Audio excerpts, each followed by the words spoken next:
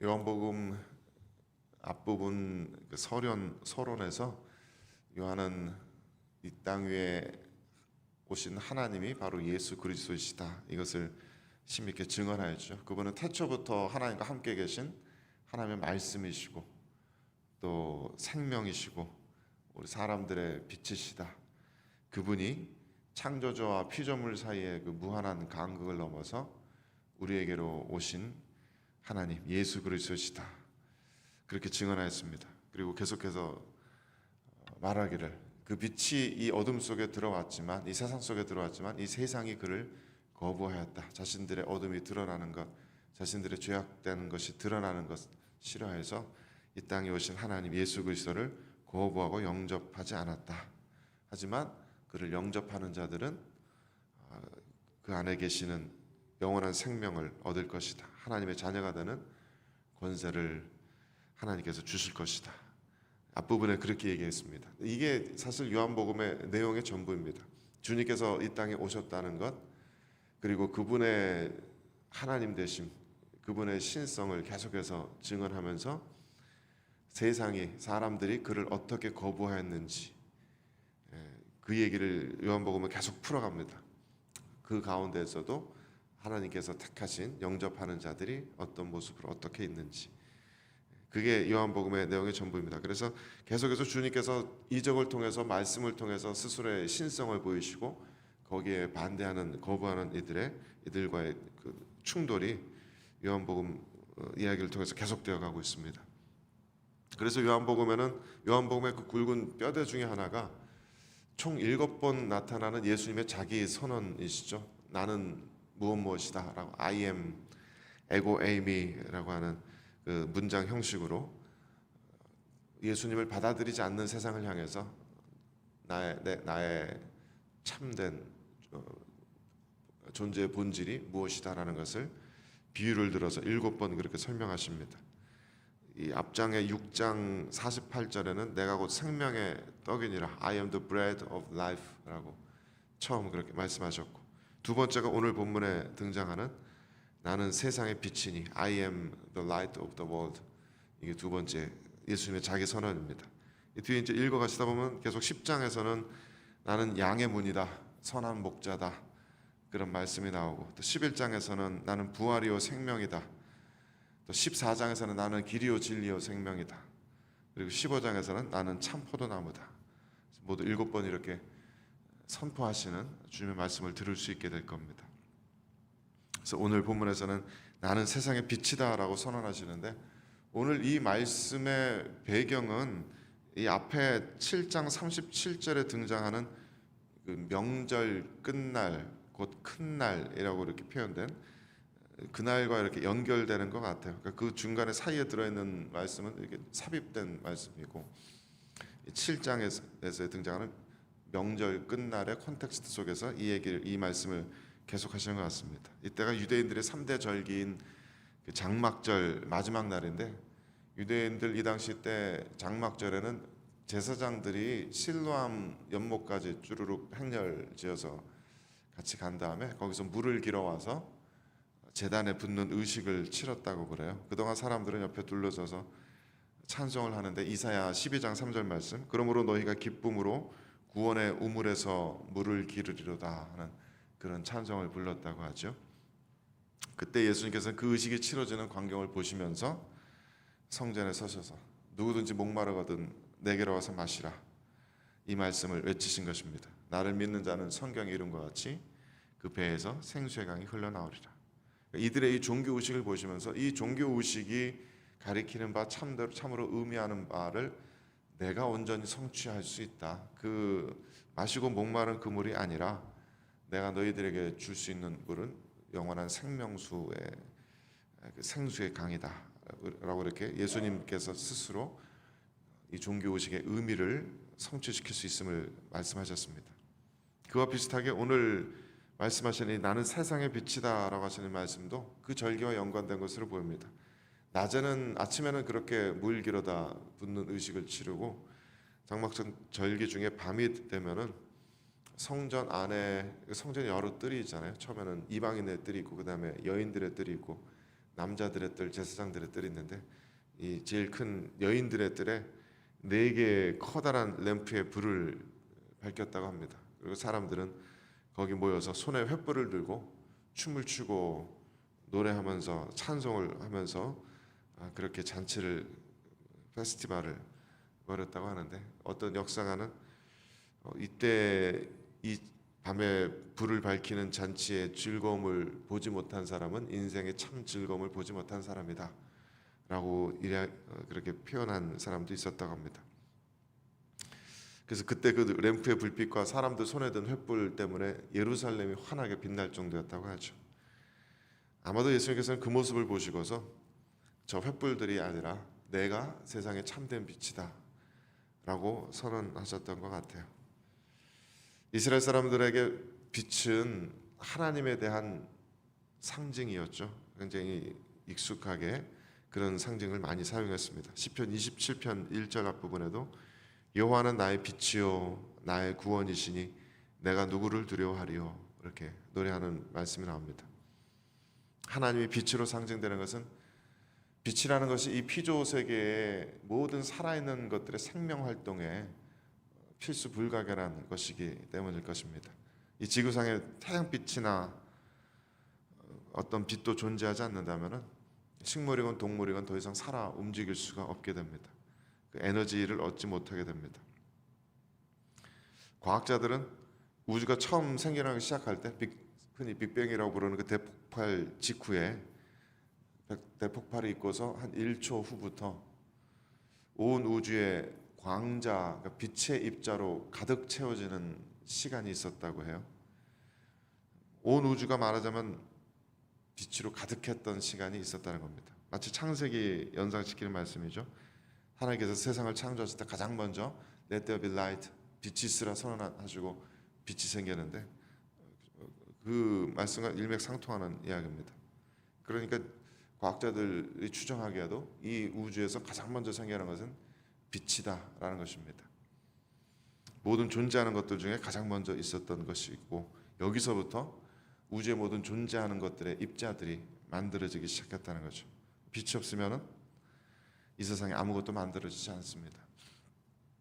예수님께서는 세상의 모든 것의 생명 활동의 근원이시고 또 존재 근원이시기 때문에 스스로를 빛에 빗대어서 말씀하십니다.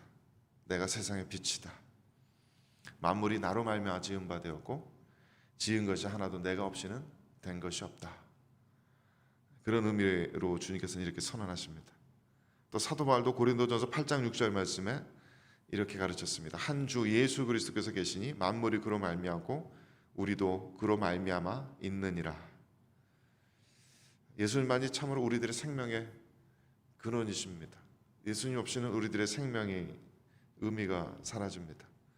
예수님만이 우리들의 유일한 목적이시고 우리들의 삶의 의미를 충만케 하시는 분이십니다. 예수님이 우리를 위해 존재하신 것이 아니라 우리가 예수님을 위해 존재한다. 성경은 그렇게 우리들에게 가르칩니다. 또 구약성경 이사야 49장 6절 말씀 보면은 하나님께서 선지자 이사야의 입술을 빌어서 이렇게 말씀하십니다. 내가 또 너를 이방의 빛으로 삼아 나의 구원을 베풀어서 땅 끝까지 이르게 하리라. 그래서 이사야가 메시아에 대해서 예언할 때 하신 말씀인데, 하나님께서 메시아를 향해서, 그리스도를 향해서 내가 너를 이방의 빛으로 삼겠다. 그래서 나의 구원을 베풀겠다 라고 말씀하셨다는 거죠. 그 말씀처럼 예수님께서는 세상 모든 사람들에게 구원의 빛이십니다. 깊은 어둠과 절망 가운데 살아가고 있는 이들일수록 예수 그리스도 안에서 복음의 강렬한 한 줄기 생명의 빛, 구원의 빛을 발견하게 됩니다.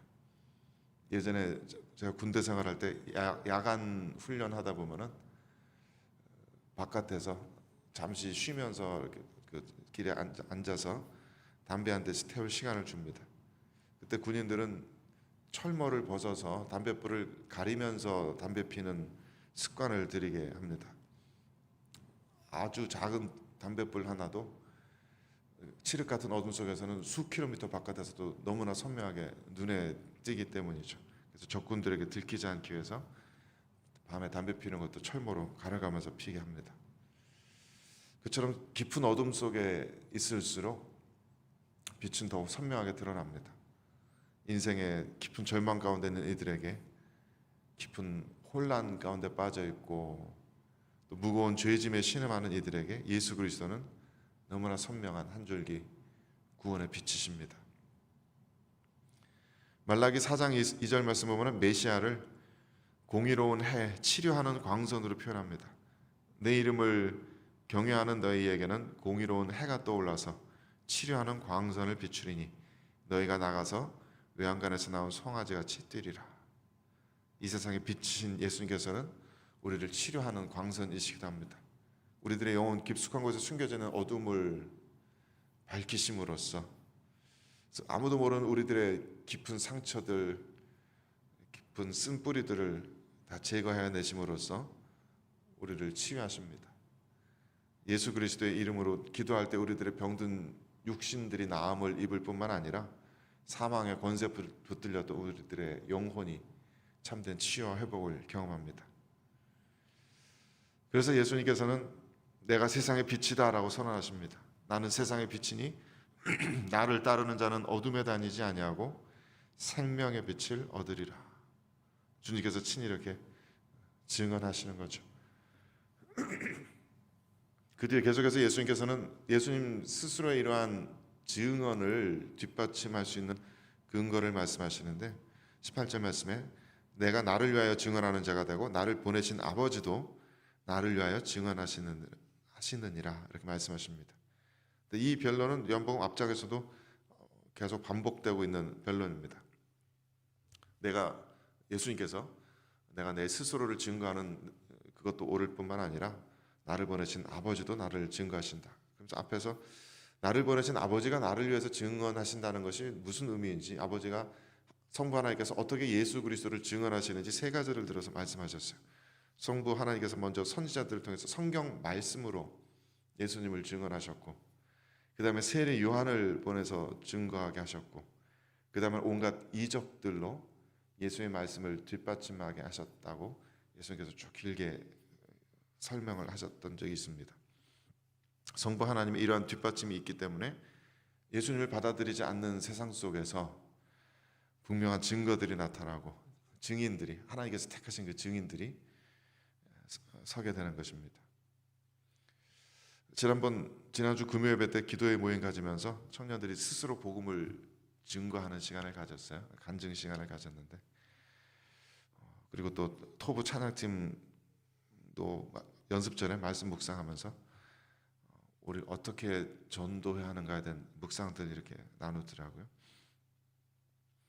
예수님께서 세상에 참된 빛이 되셨다라고 하는 이 진리를 하나님 아버지께서 성경과 세례 요한과 이적들로 뒷받침하셨다는 이 말씀을 깊이 생각해 보게 됩니다. 우리들이 이 세상의 빛 되신 주님을 증거할 때 우리들에게도 이 세 가지 뒷받침되는 증거들이 필요할 것입니다. 성경 말씀은 여전히 우리들도 가지고 있는 것이죠. 우리는 이 말씀으로 예수 그리스도를 증거합니다. 그래야 되겠습니다. 이것이 변하지 않는 가장 뚜렷한 증거 중 하나이기 때문이죠.